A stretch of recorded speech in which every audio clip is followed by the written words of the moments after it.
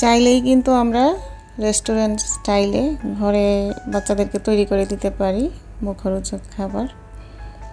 আর roast, biryani, pulao এগুলো তো বাচ্চাদের খুবই পছন্দের একটা খাবার। আসসালামু আলাইকুম, কুকিং ব্লগ বাই ইউটিউব চ্যানেলে আপনাদের সবাইকে স্বাগতম। ছোটোদেরকে স্নেহ, বড়দের প্রতি শ্রদ্ধা সম্মান জানিয়ে আমি আবার আজকের ভিডিওটি শুরু করছি। আর আপনারা তো দেখতেই পাচ্ছেন এখানে আমি আজকে চিকেন রোস্ট বানাচ্ছি বাচ্চাদের জন্য, তো ভাবলাম আপনাদের সাথে একটু শেয়ার করি।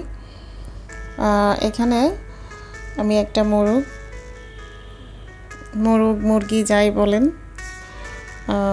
হলুদ মরিচ তারপর লবণ দিয়ে ম্যারিনেট করে কিছুক্ষণ রেখে দিয়েছিলাম। আর এই পর্যায়ে কড়াইয়ে তেল গরম করে এটাকে ভেজে নিব। একটু ব্রাউন কালার হলে নামিয়ে ফেলবো। তারপরে দেখতে থাকুন আমি কিভাবে রান্নাটা করি, আশা করি আপনাদের কাছে ভালো লাগবে। আর একটা কথা কি, আমাদের বাচ্চারা কিন্তু মাঝে মধ্যে আবদার করে যে বাহিরে খাওয়ার জন্য, রেস্টুরেন্টের রান্নাটা নাকি একটু অন্যরকম টেস্ট। তো আমরা কিন্তু চাইলে বাচ্চাদেরকে ঘরে যতটুকু আমাদের সামর্থ্য আছে, আমাদের সামর্থ্য অনুযায়ী বাচ্চাদেরকে ঘরে তৈরি করে খাওয়াতে পারি আর কি। তো আমি আমার মতো করে রান্না করলাম, তো ভাবলাম আপনাদের মাঝে একটু শেয়ার করি, আপনাদের উপকার হতেও পারে। আর এখানে কিছুটা পেঁয়াজ আমি বেরেস্তা করে নিচ্ছি এখান থেকে কিছুটা পরিবেশন করার জন্য। অবশ্য আমার পেঁয়াজটা পুড়ে গেছিলো একটু, তাও খাওয়া গেছে, কিন্তু কালারটা কেমন জানি হয়ে গেছে। সমস্যা নাই, কিন্তু ভিডিও শেয়ার তো করতে হবে, তাই না? তো যাই হোক, দেখেন আপনারা। তো পেঁয়াজটা মোটামুটি বাদামি কালার আসার পরে কিন্তু আমি চুলার আঁচটা নিভিয়ে দিয়েছিলাম, কিন্তু চুলা থেকে নামাতে মনে নাই, হ্যাঁ, যার জন্য কালারটা একটু কালচে হয়ে গেছে। যাই হোক, আর এখানে হচ্ছে মাংসগুলো প্রায় ভাজা হয়ে গেছে, আর পেঁয়াজ বেরেস্তা মাংস রেডি। মুরগির মাংস ভাজা হয়ে গেছে, কিছুটা ব্রাউন কালার দিয়ে ভাজছি আর কি। এখানে কিন্তু আমি শুধু হলুদ, মরিচ আর লবণ দিয়ে মাংসটা ভাজছি, আর কোনো রকম কিছু দেই নাই। তারপর চুলায় একটু গরম পানি করে এখানে যে রাঁধুনি রেডি মিক্সড মশলাটা, ওইটা একটু কুসুম গরম পানিতে গুলে নিলে ভালো। আমি কিন্তু এইভাবে গুলেই নেই, অনেকে গুলে না, সরাসরি দিয়ে দেয় ওইখানে কষানোর মধ্যে, কিন্তু আমি কিছুক্ষণ আগে এটাকে একটু গুলিয়ে রাখি। তো শুধু রাঁধুনি রেডি মিক্সড মশলার সাথে আমার আবার একটু আছে, তো নিজের হাতের একটু কিছু এখানে তো মিক্সড করতেই হয়। তো আমি এখানে দিয়ে দিলাম আদা গুঁড়া, আদাটাকে শুকিয়ে আমি কিন্তু ব্লেন্ড করে গুঁড়া করে রাখছিলাম, তো ওখান থেকে একটু আদার গুঁড়া দিলাম। আর 1 চামচের মতো জিরা গুঁড়া দিচ্ছি, জিরা ধনিয়া গুঁড়া আর কি। তারপর হচ্ছে লবণ, সব কিছু দিয়ে এটাকে ভালোভাবে মিক্সড করে রাখলাম। আর এই পাশে দেখেন কি দিব, দারচিনি, এলাচ, তেজপাতা অল্প কয়টা, আর ঘরে ছিল কিচমিচ। এখানে হচ্ছে পেঁয়াজ বেরেস্তাটা ছোট বাটিতে দেখতে পাচ্ছেন, পেঁয়াজ বেরেস্তা কিছুটা পাটায় বেটে ওইখানে প্রথমে গুলে নিছি। আর ওই বাটিতে কিছুটা বাদামও কিন্তু আমার ঘরের, আমার যে বাড়ি থেকে নিয়ে আসছিলাম ওইখান থেকে কিছুটা বাদাম পাটায় বেটে নিয়েছি। তো ওইগুলাকে প্রথমে আমি একটু গুলায় নিয়েছি, যাতে করে পরবর্তীতে দেখা যায় যে অনেক সময় জমাট বেঁধে থাকে। তো প্রথমে বাটিতে গুলায় নিলে কিন্তু সুবিধা। সবার রান্নার স্টাইল তো আর সমান না, তাই না? আমারটা আমার কাছে, আপনাদেরটা আপনাদের কাছে ভালো লাগবে। তারপর আমরা শেয়ার করি একে অন্যেরটা, দেখলে কিন্তু ভালোই লাগে। আর এই যে এখানে আমি এটা বাগার দিব, সবগুলো উপকরণ একসাথে দিয়ে আমি এখানে বাগার দিয়ে দিব। তো প্রথমে আমি দারচিনি, এলাচ, তেজপাতা এগুলো দিয়ে দিচ্ছি। আর এখান থেকে কিন্তু আমি কিছুটা তেল নামায় ফেলছি, কারণ বেশি তেল দিলে খেতেও ভালো লাগবে না। আর যেহেতু এটাতে মাংসটা ভাজা হয়েছে, তো ভাবলাম এই কড়াই রান্নাটা করে ফেলি। মাংস ভাজা তেল দিয়ে তো আর কোনো কিছু খাওয়া যায় না, মাংস ভাজা তেল দিয়ে মাংস রান্না করেই খাওয়া যায়।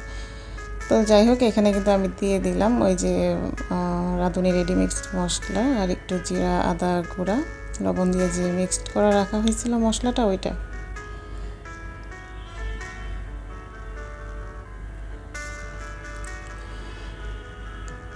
তো এই পর্যায়ে আমি এখানে কিন্তু মশলাটা কষে আসার পর মাংসটা দিয়ে ভালোভাবে নেড়ে চেড়ে এখানে দিয়ে দিছি হচ্ছে প্রথমে বাদাম পেস্ট করা যে ছিল ওইটাকে পানিতে গুলায় রাখছিলাম, আর এই পর্যায়ে এখানে দিলাম হচ্ছে পেঁয়াজ বেরেস্তাটা, ওইটা পেস্ট করে পানিতে গুলাইয়ে ফেলছি আর কি, যাতে মাংসর সাথে ভালোভাবে মিশে। তাছাড়া এমনি সরাসরি বেটেও দেওয়া যাবে, কিন্তু অনেক সময় দেখা যায় যে একটু চাকা চাকা ভাব থেকে যায়।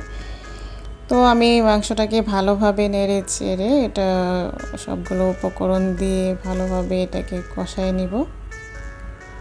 আপনারা দেখতে থাকুন।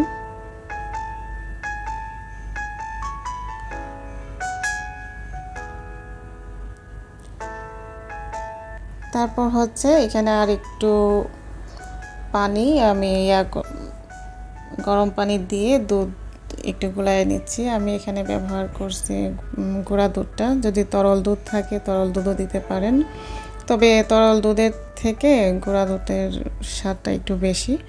তো আমি এখানে 2 চামচ পরিমাণ দিয়েছি গুঁড়া দুধ, ভালোভাবে মিক্সড করে এই পর্যায়ে এখানে দিয়ে দিলাম।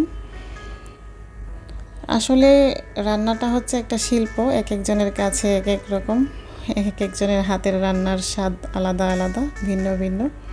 সবার হাতের রান্নার স্বাদ তো আর একরকম হবে না। তা আমরা মায়েরা কিন্তু চেষ্টা করি বাচ্চাদেরকে একটু মুখরোচক খাবার খাওয়ানোর জন্য, রেস্টুরেন্টের স্বাদটা কিছুটা পাওয়ানোর জন্য। বাহিরে থেকে কিনে আনতে গেলে, বাহিরে খেতে গেলে কিন্তু অনেক দাম। আর আমি কিন্তু এখানে 1 কেজি 400 গ্রাম মুরগিটার ওজন ছিল, তো পুরো মুরগিটাই কিন্তু এখানে আমি দিয়ে দিছি, শুধু গলা কলিজা গিলা এগুলা রেখে পুরোটাই কিন্তু এখানে আমি দিয়ে দিছি। দেখতে তো পাচ্ছেন কেমন আসছে কালারটা। আর এই পর্যায়ে আমি এখানে দিয়ে দিলাম একটু চিনিটা মিষ্টি মিষ্টি একটা ভাব আসবে।